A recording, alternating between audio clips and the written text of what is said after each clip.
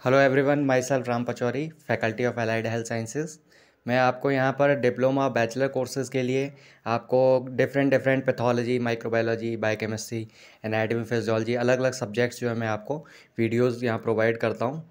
तो आप लोग जो है यहाँ पर इस चैनल पर ज्वाइन कर सकते हैं और ज़्यादा से ज़्यादा वीडियोस जो है आप प्राप्त कर सकते हैं। इसके अलावा आप देखिए कि मेरे को जो है अलग अलग प्लेटफॉर्म पर आप ज्वाइन कर सकते हैं। जैसे टेलीग्राम पर पचौरी MLT ऑफिशियल के नाम से आपको 1000 से मोर स्टूडेंट्स का ग्रुप मिल जाएगा। इसके अलावा आपको इंस्टाग्राम ID जो आपको दी है उस पर आप इंस्टाग्राम पे ज्वाइन कर सकते हैं। और इसके अलावा मेरे व्हाट्सअप प्रोफाइल पर भी आप इसमें जो है ज्वाइन कर सकते हैं। मेरा नंबर है 6375524388। देखिए अपना टॉपिक कंटिन्यू करते हैं। Good morning to all of you, मैं राम पचौरी आप सभी का स्वागत करता हूं पचौरी MLT के यूट्यूब चैनल पर। आज हमारे को एनाटॉमी फिजियो के एक टॉपिक को पढ़ना है, वो है टिश्यू। ठीक है, ये टॉपिक आपका जो है 9th क्लास से स्टार्ट हो जाता है और आप उसको 9th में पढ़ते हैं, 11th में पढ़ते हैं। उसके बाद डिप्लोमा और बैचलर्स के अंदर एनाटॉमी फिजियो का जब स्टार्टिंग करना होता है तो हमारे को सबसे पहले सेल और टिश्यू के बारे में पढ़ना होता है। ठीक है, तो हमारे को आज टिश्यू के बारे में पढ़ना है। टिश्यू क्या है और कितने टाइप के टिश्यू हमारे बॉडी के अंदर पाए जाते हैं। जैसा कि हमने पहले भी पढ़ा हुआ है कि सेल जो है वो हमारी स्ट्रक्चरल और फंक्शनल यूनिट होती है जिसके द्वारा हमारा पूरा बॉडी का फॉर्मेशन होता है। तो अब हमारे को सेल का जो ग्रुप है उसके द्वारा टिश्यू का फॉर्मेशन हुआ, उसको हमारे को देखना है। तो सबसे पहले हम चलते हैं डेफिनेशन के ऊपर कि टिश्यू का क्या डेफिनेशन है, उसके बाद फिर अपन उसके टाइप की बात करेंगे। ठीक है, तो देखिए टिश्यू के अंदर अगर हम डेफिनेशन की बात करें तो इसमें क्या लिखा है कि एक group of cell having same origin, similar shape and specific function is called tissue. यानी कि एक सेल्स का ग्रुप जिसके अंदर क्या है, उसका जो शेप है, साइज है, वो सिमिलर है, इसके अलावा सिमिलर ओरिजिन रखते हैं और इनका जो है एक स्पेसिफिक फंक्शन है जो वो कैरी कर रहे हैं। अगर ऐसा कोई काम कर रहा है तो इसका मतलब वो क्या है, एक टिश्यू है।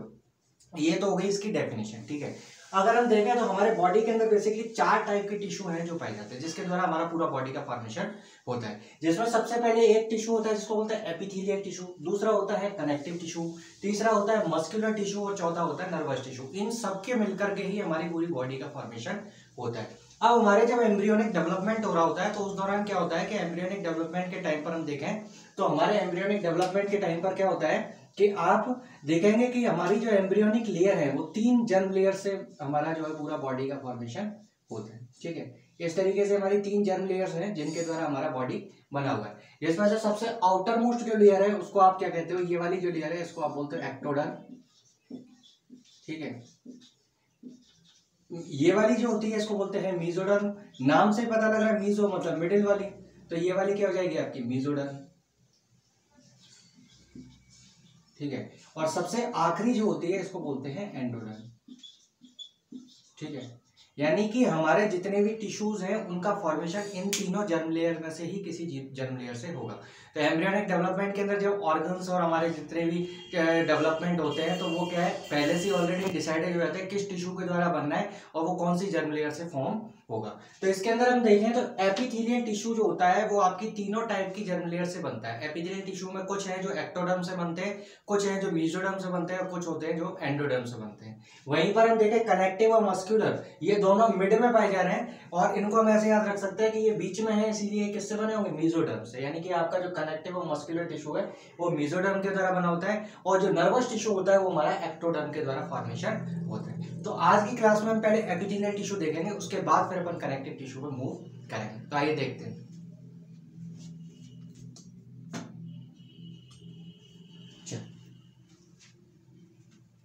देखिए अब हमारे को एपिथेलियल टिश्यू के बारे में देखना है। एपिथेलियल टिश्यू का बेसिकली हमारा रोल क्या है हमारे बॉडी के अंदर, तो हम बोलेंगे कि हमारे बॉडी में जहां जहां प्रोटेक्शन की नीड है या जहां पर सीक्रेशन और एब्जॉर्प्शन की नीड है, मतलब अगर मैं फंक्शन की बात कर लूं तो इसके फंक्शन में देखेंगे हम क्या कि जहां जहां हमारे को एपिथेलियल टिश्यू में सीक्रेशन की नीड है, ठीक है, कहीं सीक्रेशन कराना है, कहीं पर एब्जॉर्प्शन कराना है, ठीक है, और या फिर कहीं पर हमारे को क्या प्रोटेक्शन की नीड है, तो इन तीनों जगह पर आपको एपिथेलियल टिश्यू मिलेंगे। अब देखिए हमारे बॉडी की जो आउटर मोस्ट स्किन है वो पूरी एपिथेलियल टिश्यू से कवर्ड है। यानी कि हमारा जो सबसे स्किन का आउटर मोस्ट लेयर होता है वो एपिडर्मिस का बना होता है। तो इसीलिए क्या होता है कि एपिडर्मिस और डर्मिस लेयर पाई जाती है, नीचे की तरफ आपको कनेक्टिव टिश्यू मिलता है, ऊपर आपको एपिथेलियल टिश्यू मिलता है। तो हमारा जो एपिथेलियल टिश्यू है वो बॉडी को आउटर तौर पर पूरी तरीके से कवर कर रहा है, साथ ही साथ हमारा बॉडी है वो अंदर से कैसा है, होलो है। तो हमारे बॉडी के जो इंटरनल ऑर्गन है उनकी आउटर और इनर सरफेस भी जो होती है वो हमारे एपिथेलियल टिश्यू से कवर्ड होती है। अब हम देखते हैं एपिथेलियल टिश्यू के कितने टाइप होते हैं, मतलब कौन कौन से एपिथेलियल टिश्यू है हमारे बॉडी के अंदर जो पाए जाते हैं। तो हम देखो इसमें देखें कि एपिथेलियल टिश्यू को बेसिकली दो पार्ट में क्लासीफाई किया गया है। पहला होता है सिंपल एपिथेलियल टिश्यू और दूसरा होता है कंपाउंड एपिथेलियल टिश्यू। अब देखिए सिंपल का मतलब नाम से पता लग रहा है कि सिंपल का मतलब क्या, सिंपल हमारा टिश्यू होगा जिसके अंदर सिर्फ सिंगल लेयर्ड होगा, यानी कि उसके अंदर एक ही लेयर पाई जाएगी।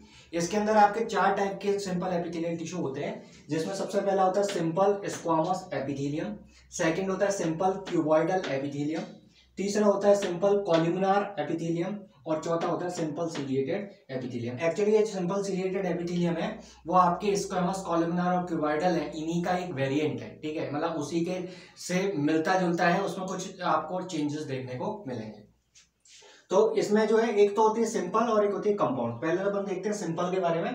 सिंपल के अंदर सबसे पहले स्क्वामस एपिथेलियम में अगर हम देखें तो सिंपल स्क्वामस एपिथेलियम जो है वो बिल्कुल एक फ्लैट सेल्स होती हैं, बिल्कुल जैसे कि आपके फर्श पर टाइल्स बिछे हुए हैं उस टाइप की सेल्स हमारे सिंपल स्क्वामस एपिथेलियम के अंदर पाई जाती है। और ये जो सिंपल स्क्वामस एपिथेलियम है वो हमारे को ब्लड वेसल्स के अंदर मिलती है। जैसे हमारा कोई आर्टरी है या कोई वॉल है तो उसके अंदर बेसिकली ये 3 लेयर्स से बना होता है, ठीक है, आर्टरी है, वॉल जो है वो 3 लेयर्स से बना हुआ है। तो इसके अंदर की जो सबसे इनरमोस्ट लेयर है, जैसे ये आपका कोई सपोज आर्टरी है तो इसकी जो सबसे इनरमोस्ट लेयर है उसको आप एंडोथीलियम के नाम से जानते हैं, ठीक है, क्या बोलते हैं, एंडोथीलियम, ठीक है। ये ऑफलाइन क्लासेस में मैंने जिन बच्चों को पढ़ाया सभी लोगों को पहले भी कईयों बार बताया कि एंडोथीलियम जो है वो सबसे इनर लाइनिंग आपकी कहलाती है किसी भी टिश्यू में।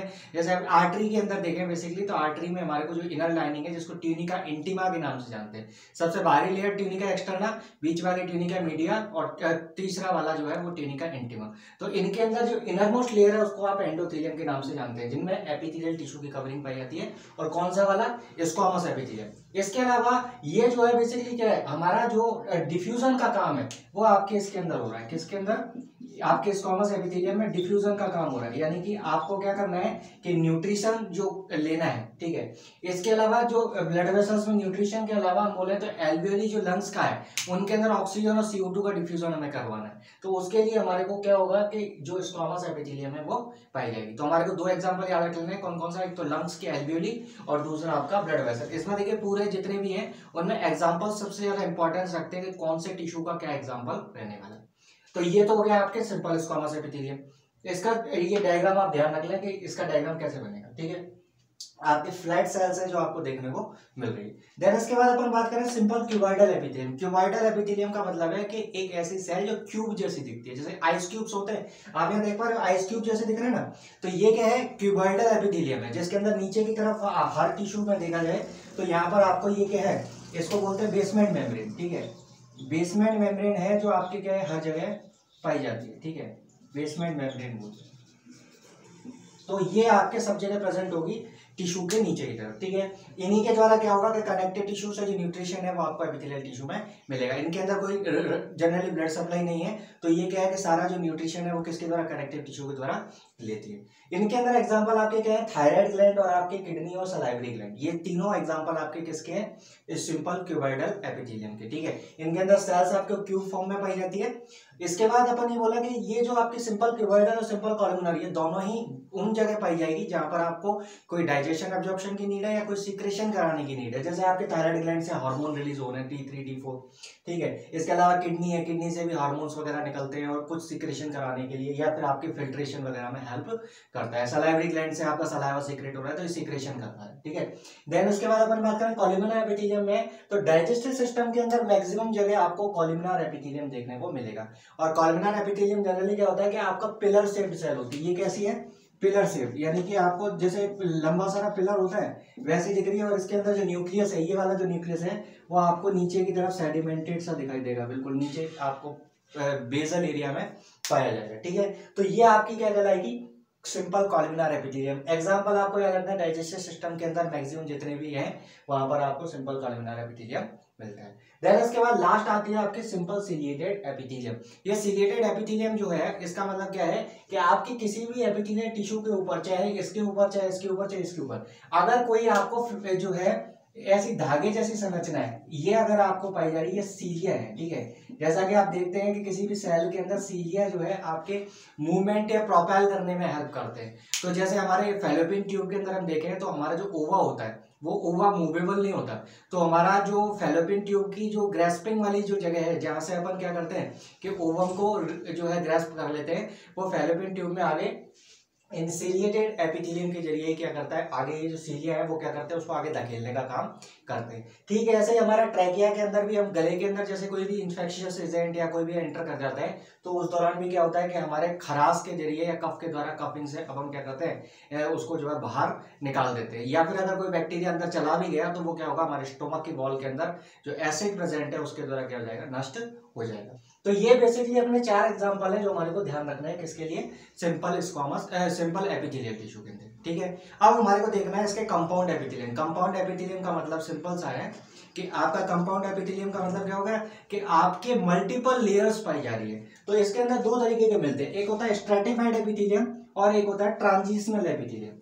तो यानी कि एपिथेलियम में स्ट्रैटिफाइड एपिथेलियम क्या होगा कि आपको मल्टीपल लेयर्स पाई जा रही है, और ये मल्टीपल लेयर्स, जैसे मैं आपको बताऊं कि ये मल्टीपल लेयर्स आपको प्रेजेंट है। जैसे ये एक सेल है, ठीक है, इस तरीके से ये एक सेल है, इस तरीके से पाई जा रही है, इसके ऊपर आपको क्यूबॉइडल मिल रही है, ठीक है। इस तरीके से मल्टीपल लेयर्स आपको देखने को मिल रही है। अब इन मल्टीपल लेयर्स में मैं देखूं तो ऊपर से देखने पर जो सेल्स हमारे को दिखती है वही हम उसका नाम दे देते हैं। जैसे आपका स्क्वामस सेल ऊपर से देखने को मिल रही है ये वाली, तो हम कहेंगे कि स्ट्रैटिफाइड स्क्वामस एपिथेलियम, ठीक है। कंपाउंड में क्या है, स्ट्रैटिफाइड स्क्वामस एपिथेलियम।